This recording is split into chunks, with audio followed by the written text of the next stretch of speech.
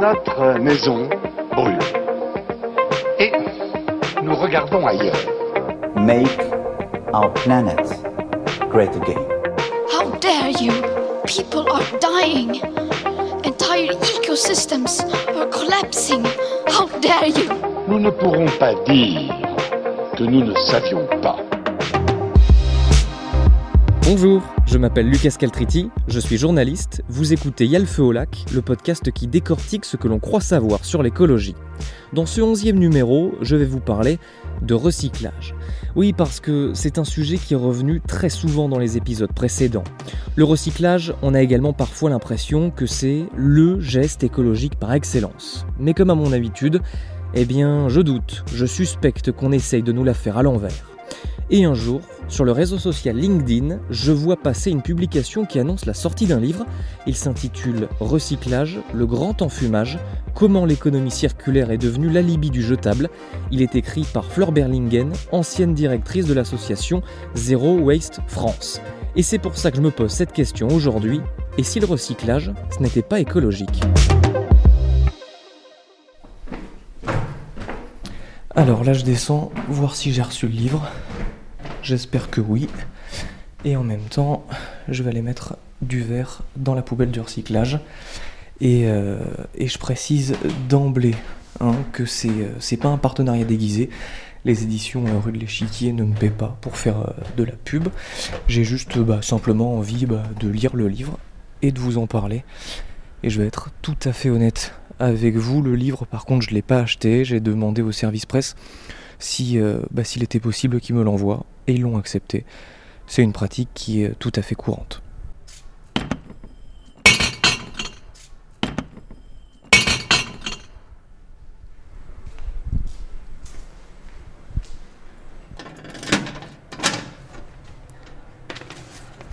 Et ben voilà, le livre est arrivé. Il n'y a plus qu'à le lire maintenant. Je ne vais pas vous spoiler tout de suite, mais je peux déjà vous l'annoncer, oui, le recyclage est instrumentalisé. Mais je vais commencer par le début, parce qu'au bout de quelques pages seulement, c'est déjà très intéressant.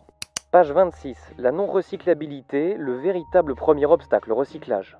Ça paraît effectivement logique, si un produit n'est pas recyclable, impossible de le trier, sauf que, est-ce que recyclable veut dire forcément recycler ? En d'autres termes, si je mets quelque chose de recyclable dans la poubelle du recyclage, est-ce que je suis sûr à 100% que ça va être recyclé ? Réponse de Flore Berlingen. Les poubelles dédiées au recyclage, dédiées au tri, elles vont vers un centre de tri. Ça, je pense qu'il faut en finir avec cette légende urbaine ou cette fausse impression que des camions n'iraient pas au bon endroit, etc. Parce que, à part peut-être dans certains cas très ponctuels, y a pas de problème sur la prise en charge des déchets recyclables. Par contre, une fois que ça arrive au centre de tri, est-ce que ce sera forcément recyclé ? Non, ça dépend en fait. Déjà, ça dépend si la poubelle contient réellement des déchets recyclables. Enfin, c'est-à-dire s'il n'y a pas eu d'erreur de tri, parce qu'il peut y avoir des erreurs de tri. Et dans ce cas-là, elles sont redirigées ensuite vers de l'incinération ou de la mise en décharge.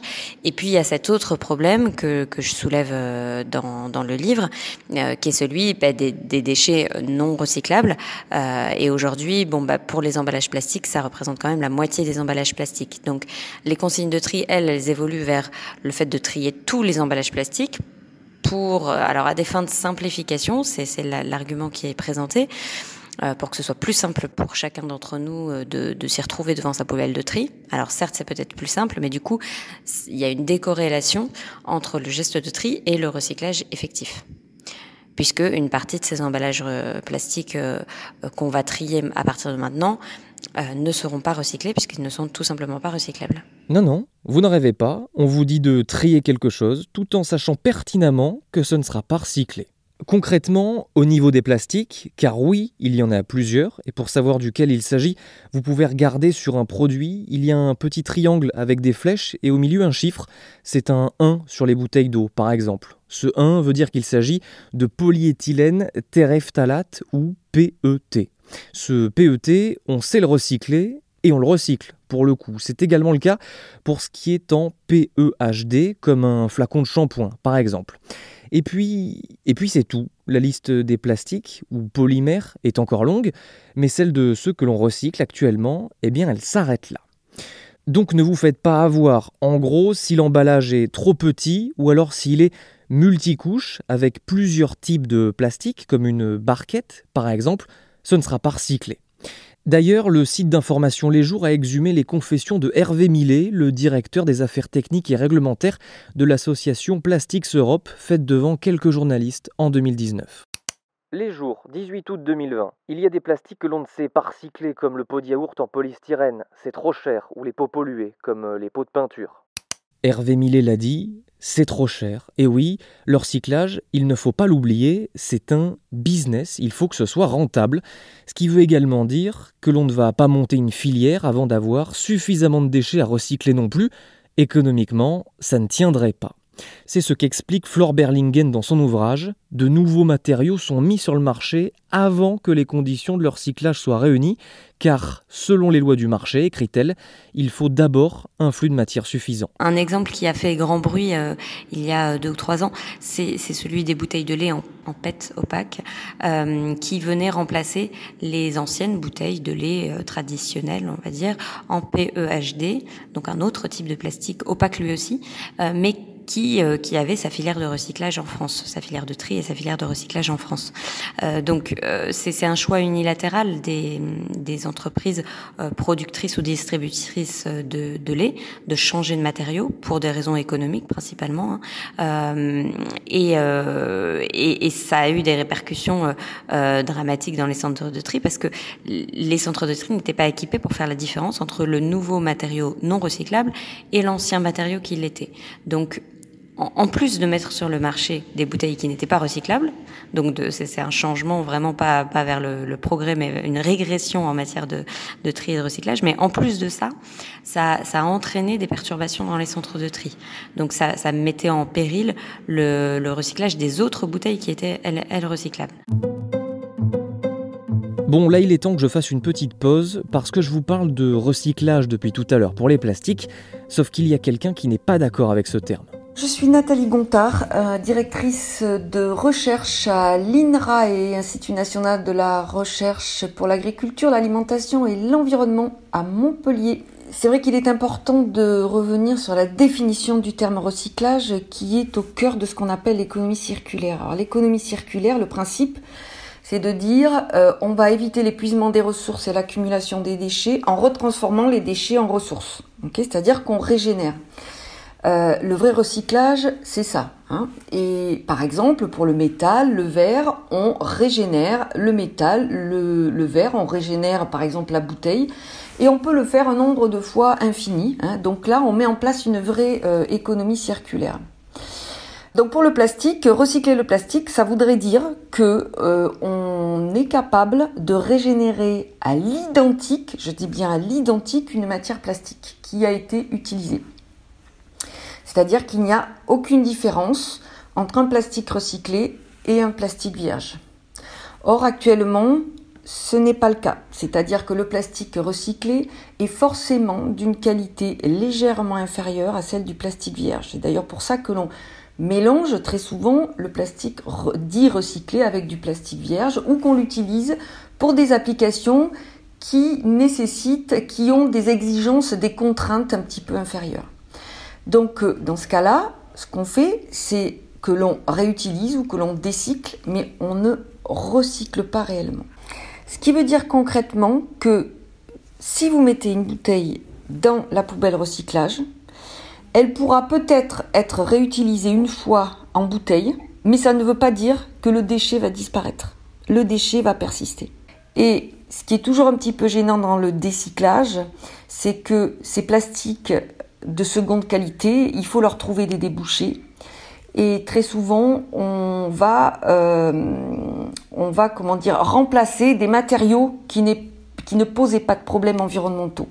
Par exemple, au lieu d'utiliser du bois pour faire des cintres, on va utiliser du plastique décyclé. Au lieu d'utiliser de la terre pour faire des pots en fleurs, on va utiliser aussi du plastique, etc.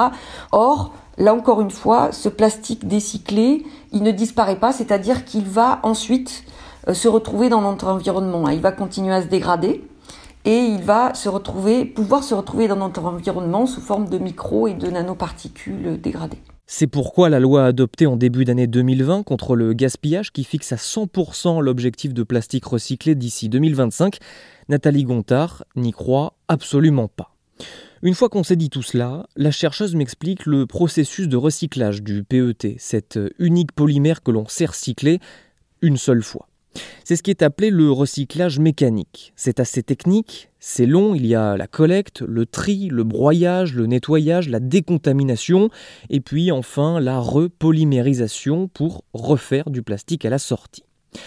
Et je me suis demandé si entre le décyclage dont Nathalie Gontard a parlé tout à l'heure, qui crée finalement de nouveaux produits plastiques qui n'existaient pas avant, et ce processus qui est quand même très lourd et énergivore, est-ce que le recyclage, finalement, vaut vraiment le coup? Est-ce que, écologiquement, c'est rentable? On n'a pas démontré la rentabilité écologique de tous les traitements du plastique, des traitements de recyclage. Alors, je vais vous expliquer pourquoi, c'est assez simple.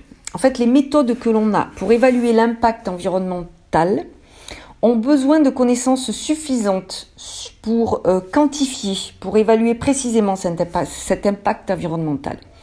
Or, pour le plastique, c'est compliqué. C'est compliqué parce que c'est un impact qui a lieu sur le long terme, dans plusieurs centaines d'années. Alors, c'est sûr qu'on voit les déchets, mais quelque part, ces déchets, par exemple, qui traînent dans la nature ou sur la plage, n'ont pas d'impact direct et quantifiable. En tout cas, sur le réchauffement climatique, la biodiversité, etc., etc. La destruction de certaines espèces, notre santé, on ne sait pas l'évaluer.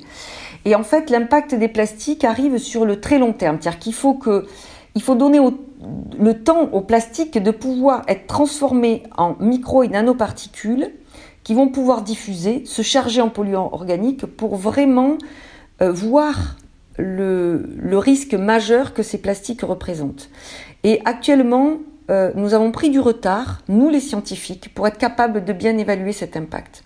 Donc le résultat, c'est que les méthodes d'analyse d'impact environnementaux ne prennent pas en compte le risque majeur du plastique de fragmentation, diffusion, etc., sous forme de micro et nanoparticules. Et donc du coup, on est un petit peu handicapé de ce côté-là. C'est-à-dire que lorsqu'on fait des analyses d'impact environnementaux, le plastique est toujours avantagé puisque on va essentiellement mesurer ses émissions, par exemple, de gaz à effet de serre. Et ce plastique est plus léger et tout va bien. Or, le principal risque sur le plastique ne réside pas dans ses émissions de gaz à effet de serre, mais dans une pollution aux particules fines de déchets plastiques qui va arriver, qui commence à arriver, puisqu'on a trouvé déjà des microparticules et des nanoparticules absolument partout, mais ce n'est qu'un début, parce que ça ne fait que une 50aine d'années que l'on utilise des plastiques, et pour arriver à cet état de micro et nanoparticules, il faut du temps. Donc du coup, évaluer le bénéfice environnemental de ces technologies de recyclage, actuellement, c'est très difficile. On ne sait pas le faire. Ce que l'on sait faire, en revanche, c'est quantifier la part des plastiques que l'on recycle.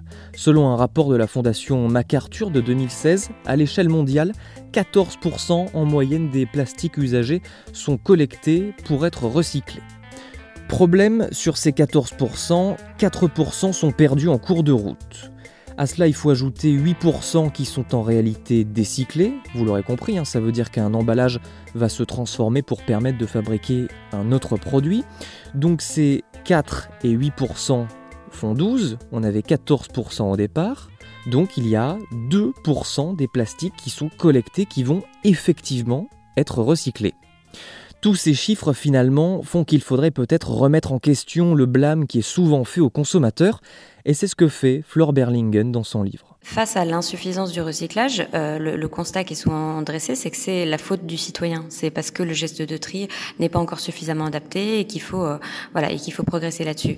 Moi, ce que je mets en avant dans ce livre, c'est qu'il y a énormément d'autres conditions aussi à réunir pour que un emballage ou un autre objet d'ailleurs soit in fine réellement recyclé. Et en fait, la plupart de ces décisions, elles se situent en amont du consommateur.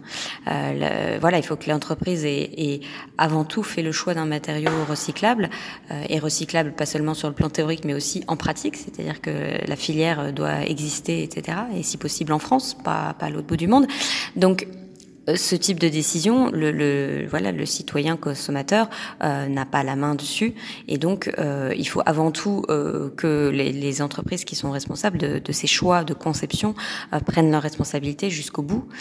Dès qu'elles mettent sur le marché un produit, qui soit entièrement recyclable, et que sa prise en charge soit assurée, parce que le produit peut être aussi recyclable, mais s'il n'y a pas de solution de tri et de prise en charge au moment où il devient un déchet, sa recyclabilité ne sera pas effective. Venons-en maintenant à un des points cruciaux du livre de Fleur Berlingen. Page 81, quand le recyclage entretient la surconsommation. Elle dénonce notamment le fait que le recyclage est aujourd'hui utilisé comme un argument de vente. Quand vous rapportez des vêtements dans une enseigne de la fast fashion, souvent on vous offre un bon d'achat pour de nouveaux vêtements.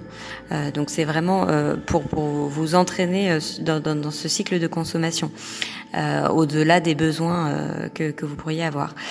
Donc là, c'est un exemple vraiment d'utilisation du recyclage à des fins de marketing.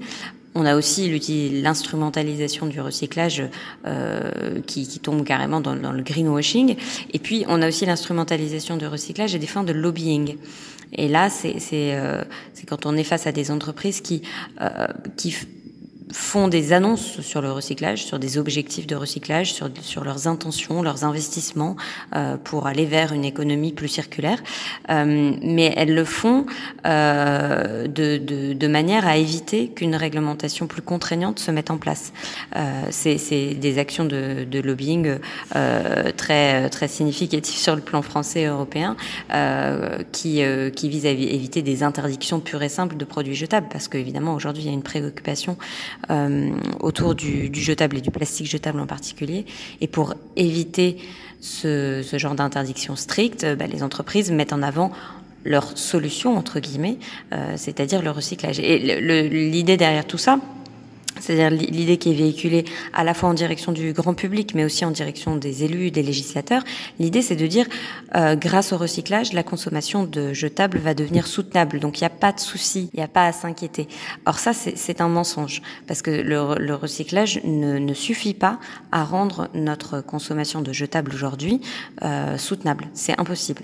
En effet, qui dit surconsommation dit achat, et qui dit achat dit argent pour l'industrie plastique. Alors, a-t-elle menti délibérément pour instrumentaliser le recyclage ? NPR, la radio publique américaine, a mené l'enquête. NPR, 11 septembre 2020, comment l'industrie pétrolière a induit le public en erreur en lui faisant croire que le plastique serait recyclé. Nous avons constaté que l'industrie a vendu au public une idée qu'elle savait ne pas fonctionner, à savoir que la majorité du plastique pourrait être et serait recyclé, tout en gagnant des milliards de dollars en vendant du nouveau plastique dans le monde entier. En gros, l'industrie du plastique s'est servie du recyclage pour faire du greenwashing et continuer à vendre toujours plus de ses produits. Larry Thomas, qui a longtemps été à la tête de la Société de l'industrie plastique américaine, témoigne dans cette enquête et explique.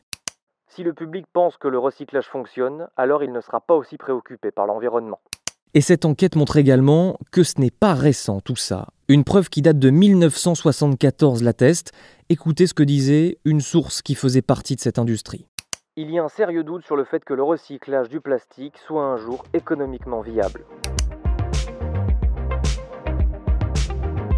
Bon, et puis pour résumer, le recyclage est-il écologique ? Oui, bien sûr, le recyclage est nécessaire pour des produits durables comme le verre par exemple ou l'aluminium. Le recyclage se fait là en circuit fermé pour ces matériaux, ils ne s'abîment pas comme le plastique.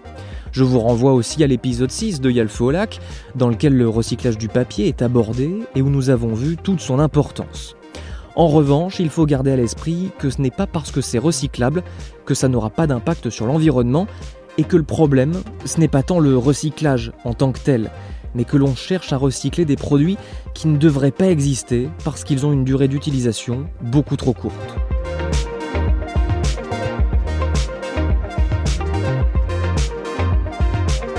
Vous venez d'écouter le 11e épisode de Y'a le feu au lac, un podcast Ouest France. S'il vous a plu, n'hésitez pas à le partager sur les réseaux sociaux, à en parler autour de vous, à vous abonner, ou si vous le pouvez, mettre 5 étoiles sur votre application de podcast. On se retrouve dans 2 semaines pour l'épisode 12, qui sera le dernier épisode de la saison.